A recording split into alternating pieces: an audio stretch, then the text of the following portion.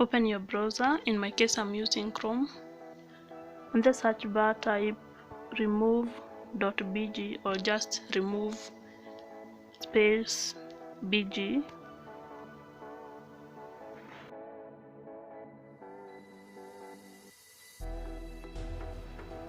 Give it just a moment to load. And if you're new to this channel and you like the video, consider subscribing. Click to select the website.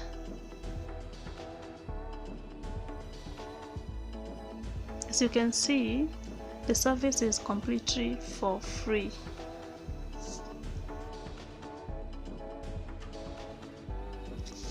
So go ahead and click the blue button. It will direct you to your gallery. From your gallery, you're going to select an image of your choice and it will upload to the website. When you click done, this process is automatic, so you're just going to wait for it to do the job. And there you have your photo without the background. Very smooth. The next step is to download the photo so that you can have it in your gallery and use it for whatever purpose that you wish. And there we have our photo in the gallery.